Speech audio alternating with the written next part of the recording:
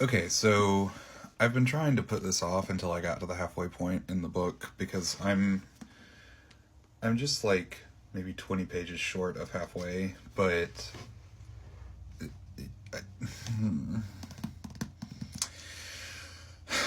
there's a reason I read standalones. And the reason I tend to focus on reading standalones is because as much as I love like a good long series, I always run into this issue where it takes me forever to finish the last book.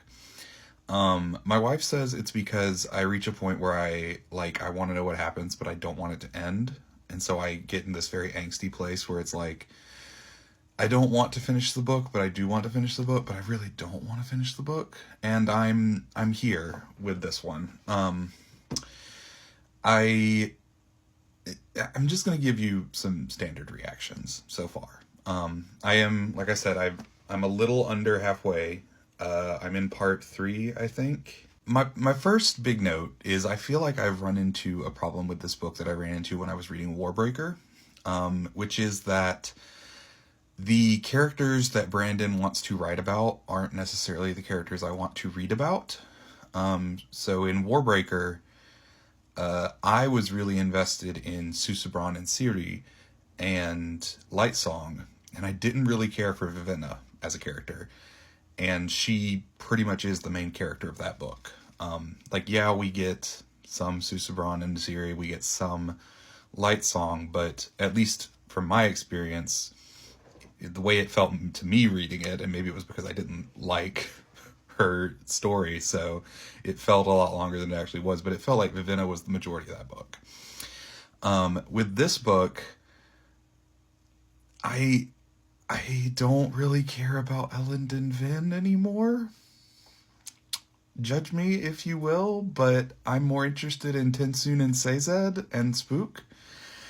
And we just keep coming back to Vin and Elend, and yeah, I was invested in them in the last 2 books, but I don't know, they're married now. I don't care anymore.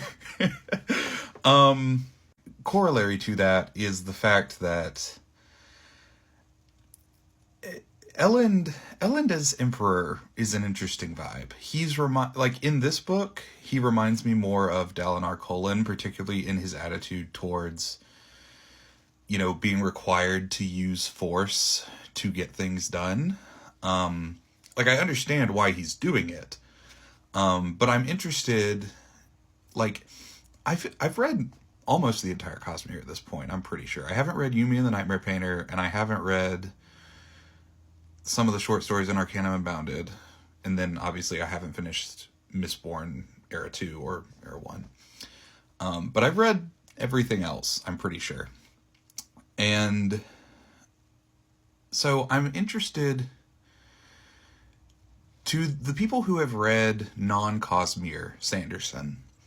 Does this theme of force being a requirement of leadership come up again outside the Cosmere? Because we see it here. We see it with Dalinar, particularly in at the end of Way of Kings and the beginning of Words of Radiance. And then, his entire thing after Words of Radiance. But this idea that, a leader is someone who gets things done regardless of the cost, even to themselves, is, I don't know if that's the most concise way of saying what I think the theme is, but I think that's what the theme is. So yeah, is that a thing that continues to come up in more of his work, or is it just a Cosmere thing? And if it is just a Cosmere thing, what do we think he's trying to do with it? Do we think that this is, setting up some sort of end game eventually? Who knows? I don't know. Y'all have been doing this a lot longer than I have. Y'all tell me about what you know about Sanderson. I still stand Tensoon. I was wrong about one of my predictions. I made a prediction fairly early in the book that the first generation just didn't exist anymore. That the second generation was just puppeting the government, and they because the first generation at the trial are always described as being up and distant and shadowy. So I was like, oh, they just put like some rocks up there, threw a robe over it, and they're pretending that they're still there. No, I mean, I guess that's still possible, but at least towards the end of the trial, or the end of Tensoon's participation in the trial, we hear from the first generation, and Tensoon tells us that he's actually met with the first generation. So maybe the first generation aren't extinct. But that'd be an interesting twist if they were. I just found out that the Koloss are human. I don't know how I felt. I'm interested to learn more about that. I'm also interested to learn more about hemalurgy, especially considering that, you know, spoilers for Wind and Truth, but there's a certain character who becomes a Rosharan Inquisitor, I guess. At least that's how I read it. So, how does that work?